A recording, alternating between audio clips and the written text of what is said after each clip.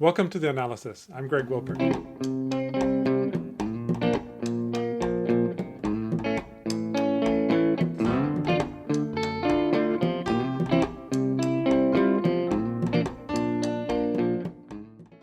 Recently, the Biden administration announced that Venezuelans living in the United States would be able to qualify for Temporary Protected Status, or TPS. This means that about 300,000 Venezuelans could remain in the US for another 18 months or longer if the program is extended. Also recently, Secretary of State Antony Blinken had a phone call with so-called interim president and hardline opposition leader Juan Guaido, where Blinken reaffirmed that the United States continues to recognize Guaido as the legitimate president of Venezuela, even though he no longer leads Venezuela's National Assembly and was never elected. The European Union, in contrast, withdrew its recognition of Guaido following last December's legislative elections in Venezuela. Joining me to discuss the recent developments in U.S.-Venezuela relations is Steve Elner.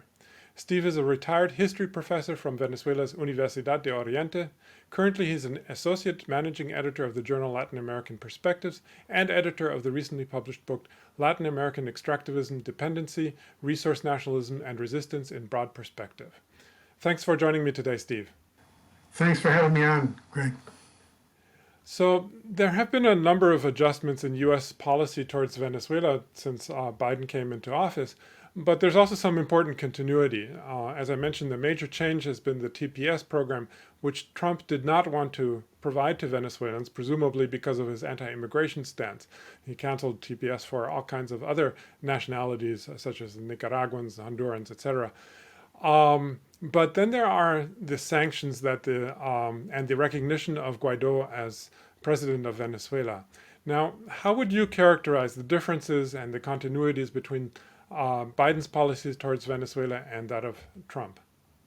Well, Greg, you pretty much said it all. The the Biden administration claims that there is a new policy, that it's embarking on a new course, and rejecting everything that Trump said, stood for, and did.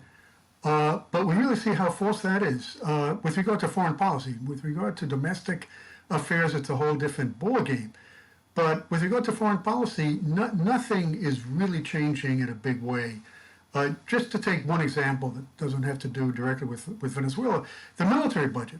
Trump just announced that the budget will remain the same, even though it increased by astronomical amounts during the 4 years of the Trump administration. But with regard to Venezuela, I mean, you pretty much said it, that the Biden administration claims it's embarking on a new approach, but it really isn't. With the exception of Venezuelan immigrants in the United States, but with regard to Venezuelan policy, with regard to Venezuela itself, firstly, the Biden administration is maintaining the international sanctions, which have caused so much suffering among the Venezuelan people. In the second place, as you also mentioned, the Biden administration is continuing to recognize Juan Guaido, who's really sort of a bogus president, but the Biden administration recognizes him, even though, as you also said, the European Union is pulling their recognition of Guaido. And in addition to that, you know, the Trump administration really highlighted the fact that there were so many countries that were supporting Guaido, and that the United States basically had international support for its policy towards Venezuela. But the fact of the matter is, firstly, the vast majority of nations that belong to the United Nations, more than 100 nations, do not recognize Guaido. And those that do, the 57 countries that do recognize Guaido, all but I think 11 also recognize Maduro. They have diplomatic relations with both Guaido and with the Venezuelan government. So that the United States is really taking a go-it-alone approach to a very great extent. And in the third place, the Biden administration's claim to be going on a new course. Blinken and others are saying, well, we're now consulting our allies. We're now consulting other countries, which Trump didn't do. But the fact of the matter is, as you mentioned, the European Union is no longer recognizing Guaido as Venezuelan president. And secondly, with regard to Latin America, the Trump administration promoted the campaign to isolate Venezuela in the hemisphere, and was able to do that because most of Latin America, was controlled by reactionary, not even conservative governments, reactionary governments.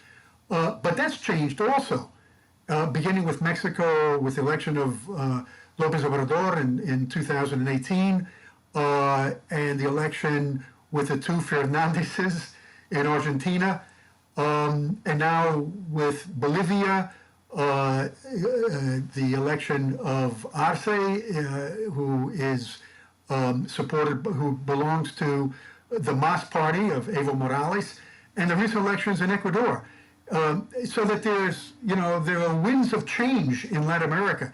And the United States, by continuing to support Guaido and by not modifying its policy, it's really going against the change that's taking place both in Europe and Latin America.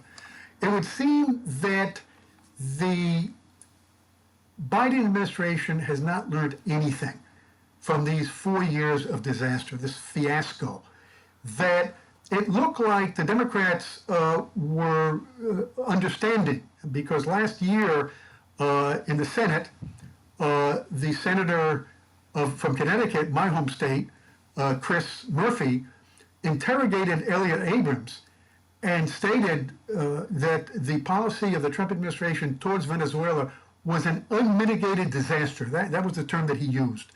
And so it looked like Biden was going to change things. It looked like if the Democrats won the elections in November, that things were going to change. But up until now, really nothing's changed. Yeah, that's quite amazing, actually, considering that they had announced that there would be significant changes, and now there's so little in that sense, at least in terms of foreign policy, I mean. Yeah, exactly. There are a lot of liberals and progressives in the United States who make a distinction between the Democrats and Republicans, and there is a definite divide when it comes to domestic issues.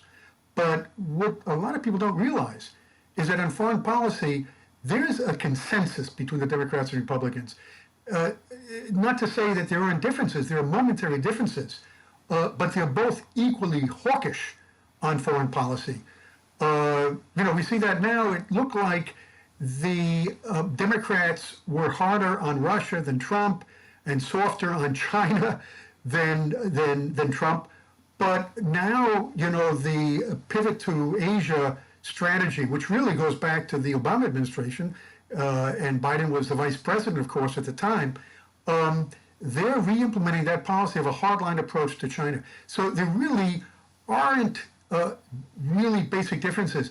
And, if you listen to the discourse of the Biden administration, you see that there is more emphasis. This is at the level of rhetoric, but sometimes rhetoric says a lot.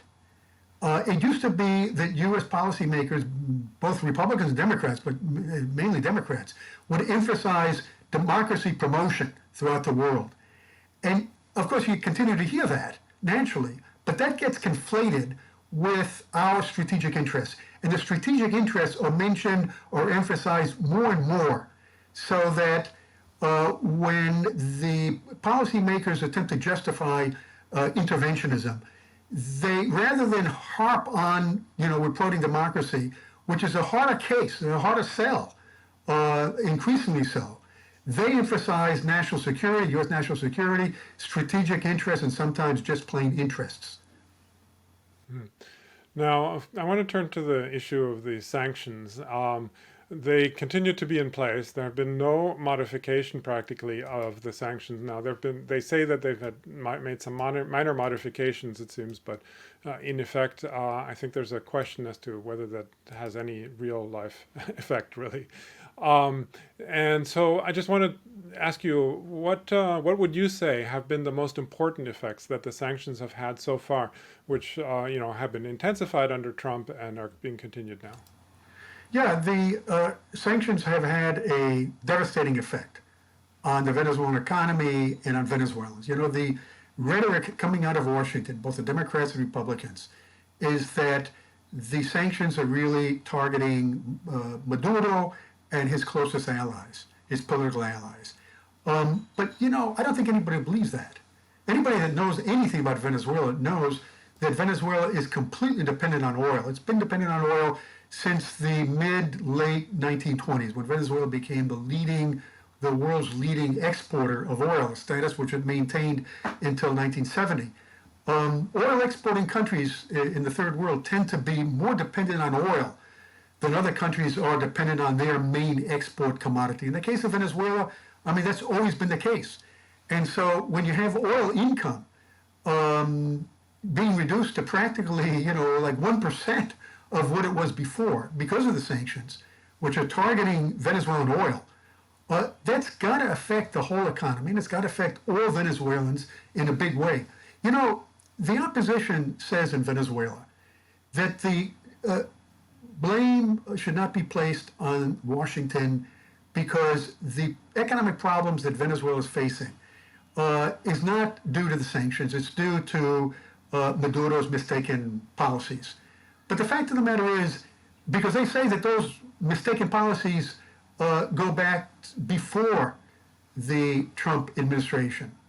The first big sanctions were imposed in August of 2017. So the narrative of the opposition and the narrative coming out of Washington, they accept that lock, stock, and barrel, that it's really Maduro's fault because the economic problems really began in 2013.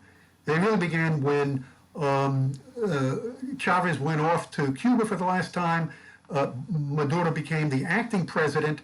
And it's true that there were problems with the exchange controls, there were problems with inflation, but still, Venezuela was a privileged third world country up until those sanctions were imposed. I can tell you, you know, I'm a university professor in Venezuela, and university professors in Venezuela were privileged by Latin American standards. And it was that way in 2015, 2016. The deterioration took place in 2017. I would say that 95% of the deterioration in the living standards of Venezuelans have occurred over these last 4 years. So it's because of the sanctions. And the sanctions actually go back to before Trump, because Obama imposed sanctions in early 2015. And that's when U.S. corporations such as Ford, Kimberly-Clark, and then after that, General Motors, Kellogg, a whole slew of companies left Venezuelans because those sanctions signaled something to the business community. Probably most of your audience know about the, you know, the specifics in terms of the suffering of Venezuelan people. The study that was done by Jeffrey Sachs and Mark Weisbrot that stated that 60,000 Venezuelans had died directly due to the sanctions, and that was modified by a study that was done by Alfred de Sayas, formerly of the United Nations. He updated that, and his figure was 100,000 people have died as a result of those sanctions. What a lot of people don't know is because the narrative coming out of the State Department, coming out of the, you know, Washington, is that no, the sanctions aren't hurting the Venezuelan people because there are exceptions with regard to medicine and with regard to food. So that's what the policymakers are saying. But the fact of the matter is that the sanctions are formulated in such a way and are carried out in such a way that exporters, that is, commercial, you know, outfits throughout the world, are reluctant to have anything to do with Venezuela because they fear the sanctions. And the Trump administration went after those commercial establishments in such a way that their actions intimidated all, you know, commercial corporations. And so as a result, the few corporations that are willing to risk it, they're willing to sell, say, food or medicine to Venezuela, they sell those items, they take advantage of the fact that there's no competition, and also in accordance with the law of supply and demand, less supply, the prices go up, and that's exactly what's happened. And not only that, with regard to the oil, the same thing is happening. The few companies that were willing to deal with Venezuelan oil were also intimidated. Rosneft, which was is the Russian company, part state, part private. They were serving as intermediaries. They were buying the oil, but they weren't paying for it in money because they were afraid of being sanctioned. And so there was a barter kind of arrangement, and they would ship the oil off to other companies in India, for instance, Reliance in India, which was buying a lot of Venezuelan oil. But this indirect network meant that Venezuela was getting very little as a result. And Rosneft was intimidated, and they pulled out of Venezuela because even though Rosneft is partly state-owned, it's also owned by different private companies internationally. And so they pulled out, and the Chinese pulled out as well. And so the Venezuelans engaged in the spot market. That means these one-shot transactions rather than a contract over a period of time. So they would, pay a transportation company to send the oil to Curacao to be refined. And instead of paying $1 or less than $1 for that transportation, they were paying between $2 and $3. Venezuela was paying those companies between $2 and $3. And with regard to the refining, something similar to that. The prices were jacked up more than 100%. And so this is the situation for Venezuela. This is the reason why Venezuelan revenue from the oil, declined precipitously. And like I say, it affected the Venezuelan economy and the Venezuelan people in a big way. The Trump administration and now the Biden administration are going after those intermediaries, and that's part of the intimidation process. So that the case of Alex Saab, who is a Colombian Venezuelan, who was, engaged in commercial activity, he was on his way to Europe. His plane landed in Cape Verde, which is a country off the shore of Africa, and the United States demanded his extradition. And just, like yesterday, his case went to their Supreme Court, and they decided against Saab. And so Saab will be sent off to the United States. And the accusation against Saab is firstly money laundering, and secondly corruption. Now, I really don't know the specifics, I confess. But I think common sense will tell you that those are probably trumped up charges. With regard to the corruption, naturally, anybody who is involved in this kind of activity is going to be afraid of exactly what's happening now to Saab. And so they're going to be demanding more. The Venezuelan government is going to have to pay more for any kind of trading activity because it's dangerous. And with regard to money laundering, of course, these traders have to find devious ways in order to place the money through these transactions, because their money could be easily frozen as a result of the sanctions. So this is what's going on. And like I say, it's affecting the economy in a lot of different ways. Yeah.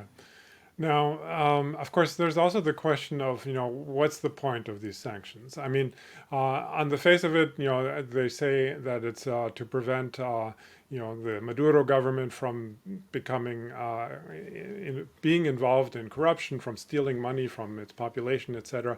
And then there's also the more kind of, other arguments that have been made, but not quite as overtly, but certainly suggested, or not officially perhaps, but unofficially, that the aim is regime change.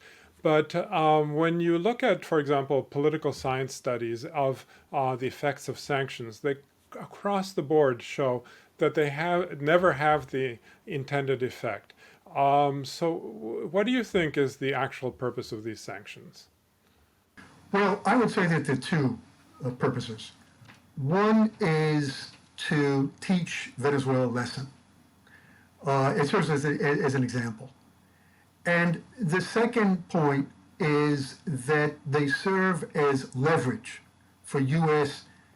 Negotiators to, jack up the demands on Venezuela and force, concessions from Maduro. With regard to the first, the United States has attempted to punish Chavez for almost from the very beginning, at least from the beginning of the Bush administration, when Chavez criticized the bombing of Afghanistan. This was in late 2001. After that, the Bush administration and after Bush, Obama did everything possible in order to isolate Venezuela, in order to, create difficulties on all fronts.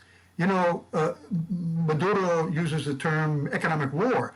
I use the word war on economic war in Venezuela. I say war on Venezuela because it transcended economic measures. But the cable gates, the Cablegate documents that WikiLeaks divulged demonstrate that the U.S. government was funneling money through the NED, through U.S. aid, through a whole host of organizations. Firstly, the organizations that are affiliated with NED, one of which is the Republican Institute, and its equivalent in the Democratic Party. And they allocated money to all kinds of activity in Venezuela with regard to election monitoring, security, military affairs, crisis resolution, all kinds of activity. And all the people, practically all of the people who were receiving that money were opposition people. And so there was a campaign against Chavez. And of course you could say, well, the United States always acts to undermine, anybody who is critical of the United States. But the fact of the matter is that Washington has always targeted Chavez, has always targeted, the Chavistas, has always targeted Venezuela, much more so than any other country. In the 21st century, we have the phenomenon of the pink tide, these progressive governments that came to power in Brazil, in the case of Lula, Argentina, in the case of Kirchner, Evo Morales, in the case of Bolivia, Correa, in the case of Ecuador, and other countries. But the fact of the matter is that Venezuela was singled out. The Office of Transition was established in Caracas, in the U.S. Embassy, and remained there for a number of years. Now, these offices of transition are usually instruments of U.S. foreign policy in very unstable countries, like in Syria and Libya and those countries in which, there is regime change possibilities. But in the case of Venezuela, that was unlikely.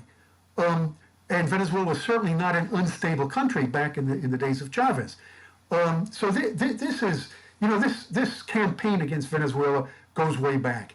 And I believe that the sanctions were really designed to teach Venezuela a lesson and to show the rest of the world, because, Chavez was a symbol for the region and for the world, much more so than other heads of states, much more so than Evo Morales and Correa.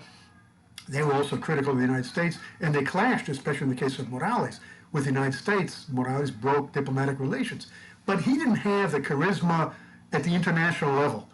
Chavez, from the very outset, used the term multipolar world, which is really a euphemism for anti-imperialism.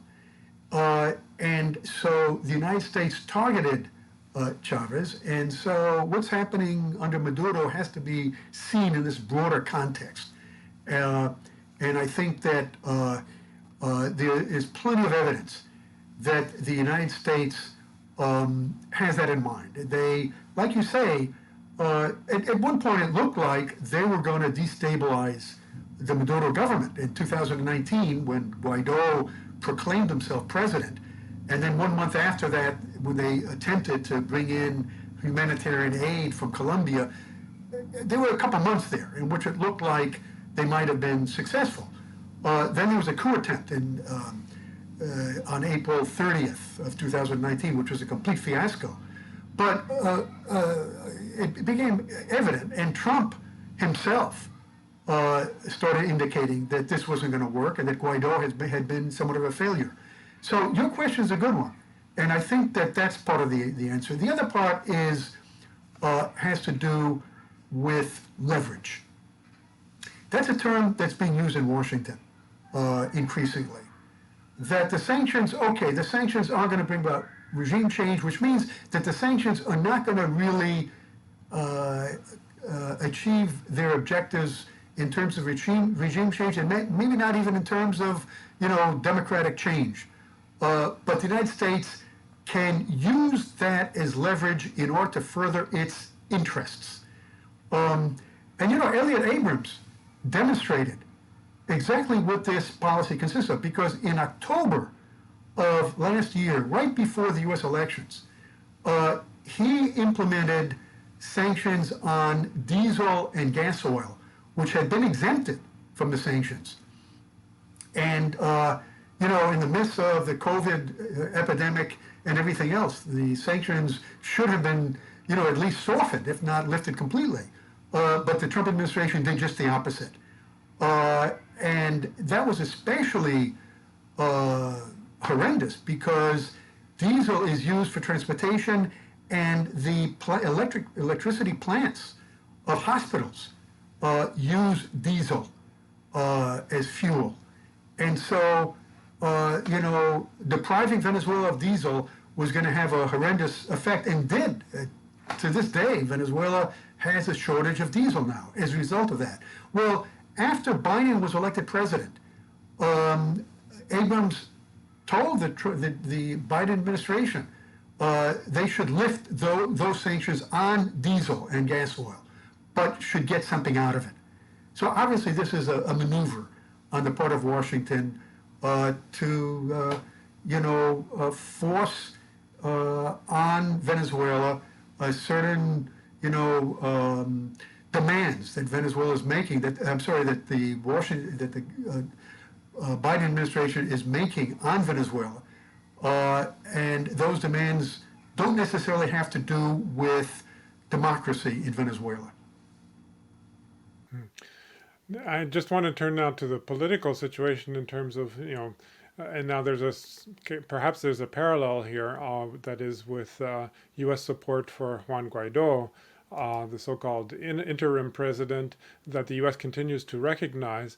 Now, why would the Biden administration continue to support him, especially considering that Guaido seems to have practically no support within Venezuela? As a matter of fact, Enrique Capriles, who ran for president twice under the opposition banner, has now called on the U.S. to stop recognizing him. So why is the U.S. going it alone here as well? Well, again, I think this has to do with leverage. I don't think that, this is my opinion, I might be wrong, but I don't think that the Biden administration is thinking of maintaining recognition of Guaido. I think it's a negotiation, bargaining chip. And it is so evident that Guaido has been a failure. He has lost support among the opposition, not only among the opposition in Venezuela, because the opposition in Venezuela is very much divided over electoral participation. And there's an important block of the opposition that did participate in the elections in December for the National Assembly. And there are important historic leaders of the opposition, ex-presidential candidates, such as Claudia Fermin and Eduardo Fernandez, two very prestigious, long-standing politicians in Venezuela, ex-presidential candidates going back to the elections of 1988 and 1993 that support electoral participation, and other important, fairly prestigious politicians. So that the opposition is divided, but not only those members of the bloc that support electoral participation are opposed to the sanctions and criticize Guaido very openly now.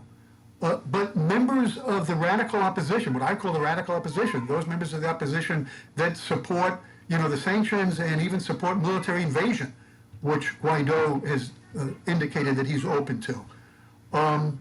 Antonio Ledesma, for instance, who is a radical opposition person who was close to Guaido, is now maintaining a certain distance because of the issue of corruption, which is really significant because one of the aspects of the narrative against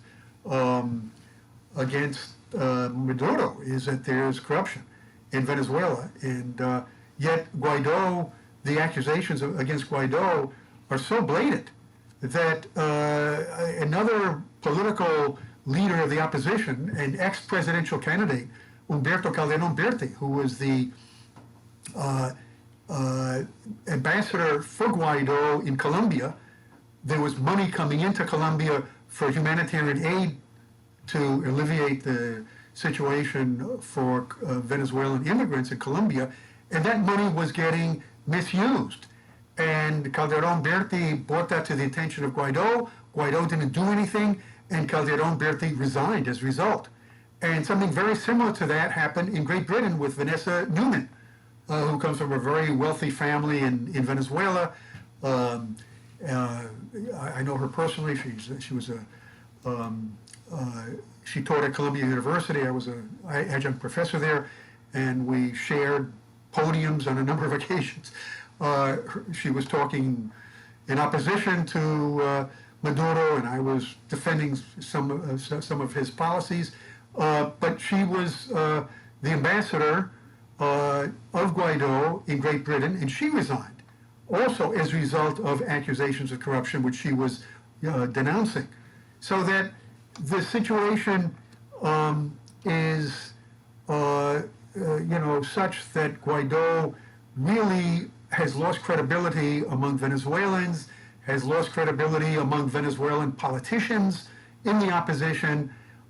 He's lost all mobilization capacity, after that failed coup attempt in April of 2019. Every time, well, actually the following day, there was a May Day mobilization, and then the following year as well. He was unable to mobilize more than a handful of people. And it's been that way every time he calls his people onto the streets. So that has been a complete fiasco, and I can't believe that the Biden administration is really serious about maintaining, recognition of Guaido as president. I think that they're using that in order to pressure Maduro into bargaining and imposing certain policies on Venezuela according to U.S. strategic interests. Now, of course, in order to bargain, it takes two sides, both sides to agree. Now, there's questions, I think, whether the U.S. Is serious about even negotiating, because so far they haven't really said that they've engaged in negotiations, but maybe they're just waiting for the right moment or something. I don't know. But there's also the question of, well, what is Maduro doing with regard to the United States? I mean, do you think that Maduro is interested in negotiating with the U.S. and the hardline opposition? What's going on within Venezuela in that regard? Yeah, there's no question that Maduro is interested in negotiating with the United States. I mean, he said that time and time again, even under Trump, in the moments in which Trump was using the most aggressive of language against Maduro and against the Venezuelan government, he stated repeatedly that he wanted to negotiate with the United States. But I think that Maduro has implemented certain policies which are designed to make Venezuela attractive to the United States in order to show that, look, something might happen to Venezuela similar to Cuba, in which for so many years you had investments, at least in the tourist industry and a few other sectors, by Europeans, but Cuba was off limits to the United States, and nobody less than David Rockefeller was one of the foremost advocates of reestablishing, commercial relations with Cuba because U.S. capitalists were losing out. And I think there's something similar. The New York Times published an article about 6 months ago, very interesting article. Their reporting on Venezuela has been terrible, very one-sided. It couldn't be any more one-sided. Sometimes you read their articles or you think that they were written by members of the Venezuelan opposition. But there was one article a while back which talked about the back-channel negotiations between Venezuela and the United States. And it indicated that in the Trump administration, or people in Trump's circles, business people were interested in investing in Venezuela. And that Maduro chose as a intermediary Raul Gorin, who is the owner of Globovisión, one of the main cable TV networks. And he negotiated with the Trump administration, and there was a certain amount of interest. But the hardliners, beginning with Marco Rubio and others, had the upper hand. And so those negotiations didn't prosper, and the Trump administration placed Gorin on their blacklist of people who were being sanctioned. But the possibility that something similar to that might happen now, that there may be negotiations, and those negotiations could involve, economic opportunities for U.S. investors. I think that is a very definite possibility. And it's something that is very polemical in Venezuela. Polemical within the Venezuelan left, because there are sectors of the Venezuelan left that are very critical of any possibility of any kind of opening up to foreign capital. I really don't agree with that. I think that it is a legitimate, given the difficulty, given the devastating circumstances in Venezuela, anything that Maduro can do practically in order to alleviate the economic situation in Venezuela is justifiable. But Maduro passed a legislation a few months ago called the Anti-Blockade Law, which is very controversial. It opens possibilities for foreign investors. It opens the possibility of secret negotiations with those foreign investors. And sectors of the left have been very critical of Maduro, specifically with regard to that law. As a matter of fact, the Communist Party, which was a somewhat of a critical ally, but nevertheless an important ally, they have a certain following in Venezuela, and they're certainly prestigious because they're the oldest party in Venezuela. They go back to the 1930s.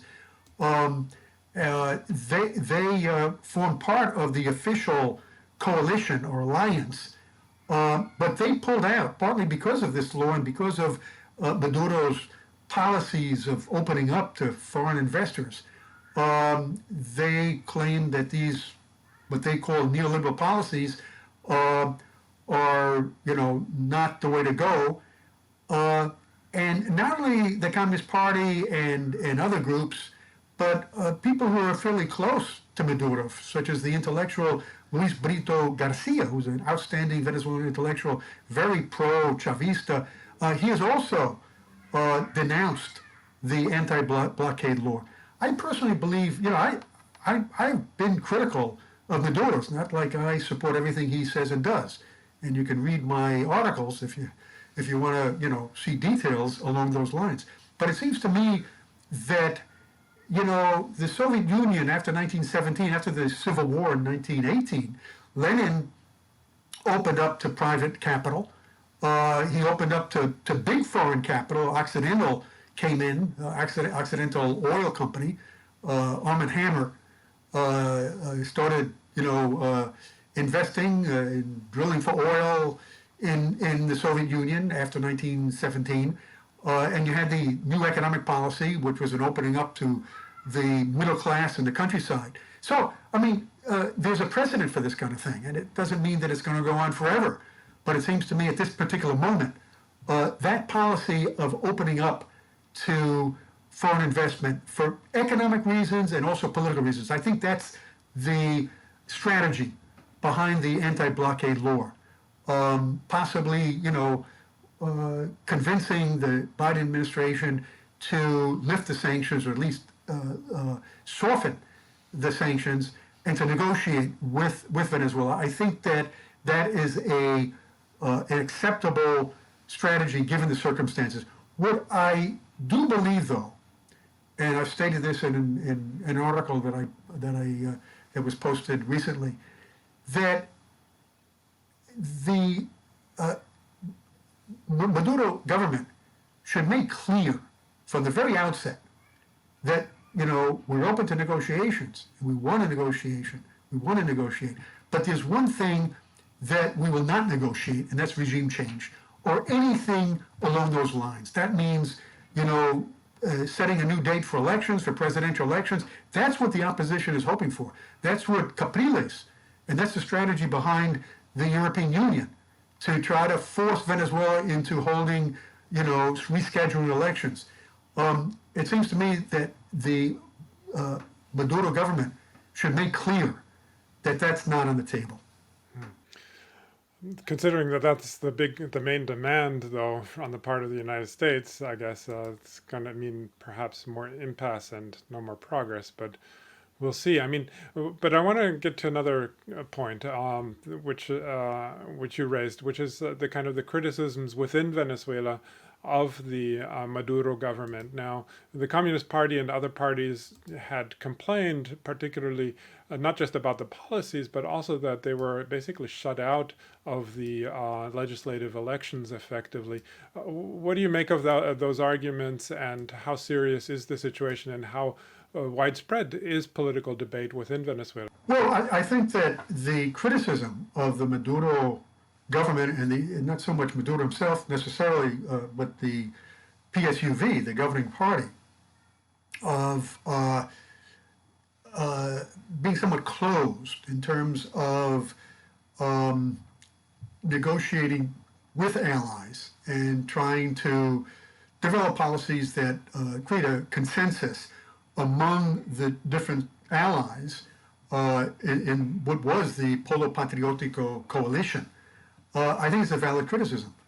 The Maduro government is sort of polarizing on the left in that sense. The rhetoric is, you're either with us or against us. And it's understandable in a situation like that, in which the aggression against Venezuela is so great. The opposition, up until recently, practically a united opposition, supported by the United States, as we've discussed, and supported by Europe, and Venezuela is so isolated in Latin America. You can understand the attitude of the Chavistas in power, that anybody that criticizes them is really playing the game of the opposition. That's basically been their attitude all along. And it even goes back to Chavez. Chavez was very tolerant in a lot of ways, but in other ways, he was sometimes rather sectarian also. And so I think that criticism of the Communist Party is valid.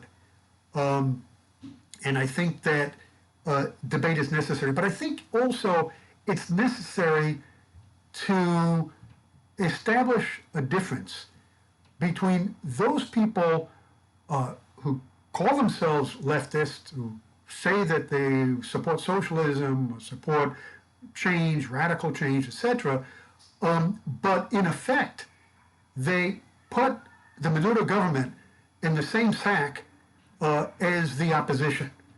What I call a plague on both your houses approach. And you see that a lot. I mean, anybody that reads anything about Venezuela, you see that in the U.S. Alternative media also. A lot of people who, are opposed to the sanctions or opposed to the U.S. government, but they say that Maduro is a sellout, and they talk about corruption, and there is corruption in Venezuela, but there's corruption throughout Latin America as well. So I mean that's another issue that I won't get into, but it's being used by these people on the left who consider Maduro to be just as bad as Guaido. And so a distinction has to be made between, what political scientists call loyal opposition, or in this case, loyal allies on the left who are critical, and those who consider Maduro a sellout and basically support regime change, just like Washington does and just like Guaido does. So I think that there's a distinction there that has to be made. Okay. Well, we've covered a lot. I think we're going to leave it there for now. But I'm sure we're going to come back to you again very soon. Sure. As things develop. Hopefully they continue to develop, although there's been a lot of stagnation, it seems, in terms of U.S. policy at least. And hopefully people will recognize just how brutal this sanctions regime is. Certainly. But so we're going to leave it there. I'm speaking to Steve Elner, retired history professor from Venezuela's Universidad de Oriente. Thanks again, Steve, for having joined us today. Thanks for having me on. And thank you to our viewers and listeners for joining us as well.